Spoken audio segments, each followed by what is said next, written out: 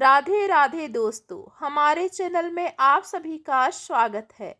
दोस्तों, आप सभी जानते हैं कि 2025 में 30 दिसंबर को पुत्रदा एकादशी मनाई जा रही है। चलिए दोस्तों, हम जानेंगे पौष पुत्रदा एकादशी का महत्व क्या है। दोस्तों, मान्यता है कि इस व्रत को रखने से सारी मनोकामनाएं पूरी होती है। इस दिन भगवान विष्णु की विधिवत पूजा करना चाहिए। दोस्तों, यह व्रत संतान प्राप्ति के अलावा संतान की समस्याओं के निवारण हेतु भी किया जाता है। पुत्रदा एकादशी का व्रत करने से वाजपेयी यज्ञ के समान पुण्य फल की प्राप्ति होती है। दोस्तों, संतान की प्राप्ति के लिए इस व्रत को करना उत्तम माना जाता है। संतान कामना के लिए इस दिन भगवान कृष्ण के बाल स्वरूप की भी पूजा की जाती है। दोस्तों, यदि पूर्ण मनोयोग से निसंतान दंपति इस व्रत को करे तो उन्हें संतान सुख अवश्य मिलता है। संतान की प्राप्ति तथा उसके दीर्घायु जीवन के लिए पुत्रदा एकादशी का खास महत्व है। दोस्तों, यह व्रत दो प्रकार से रखा जाता है, निर्जला और फलाहारी या जलीय व्रत। यदि आप स्वस्थ और उपवास करने में सक्षम है तो निर्जला व्रत रखें, अन्यथा फलाहारी व्रत रखकर विधिवत पूजा के बाद समय पर इसका पारण करें। चलिए दोस्तों, आगे हम जानेंगे पुत्रदा एकादशी व्रत करने वाले भक्तों को एकादशी के दिन पहले ही अर्थात 10वीं तिथि की रात्रि से ही व्रत के नियमों का पूर्ण रूप से पालन करना चाहिए। 10वीं के दिन शाम में सूर्यास्त के बाद भोजन ग्रहण नहीं करना चाहिए और रात्रि में भगवान विष्णु का ध्यान करते हुए सोना चाहिए। सुबह सूर्योदय से पहले उठकर नित्य क्रिया से निर्वृत्त होकर स्नान करके शुद्ध व स्वच्छ धुले हुए वस्त्र धारण करके श्री हरि विष्णु का ध्यान करना चाहिए। अगर आपके पास गंगा जल है तो पानी में गंगा जल डालकर नहाना चाहिए। दोस्तों, इस पूजा के लिए श्री हरि विष्णु की फोटो के सामने दीप जलाकर व्रत का संकल्प लेने के बाद कलश की स्थापना करनी चाहिए। फिर कलश को लाल वस्त्र से बांधकर उसकी पूजा करें।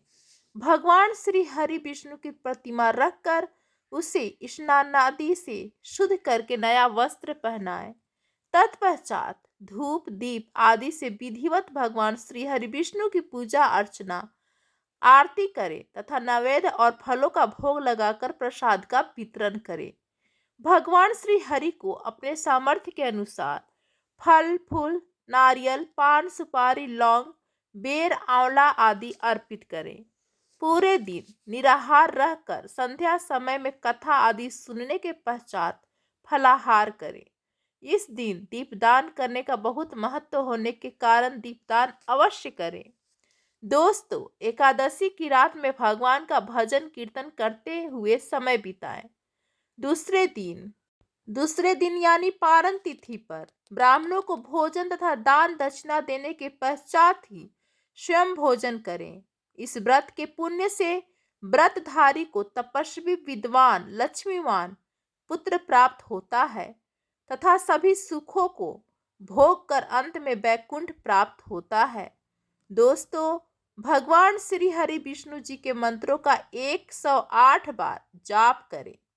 दोस्तों, आगे हम जानेंगे पुत्रदा एकादशी पर भूल कर भी न करें 3 चीजों का सेवन, नाराज हो सकते हैं विष्णु भगवान। जी हाँ दोस्तों, चलिए हम जानते हैं। दोस्तों, पुत्रदा एकादशी पर भक्त उपवास रखकर विष्णु भगवान की आराधना करते हैं।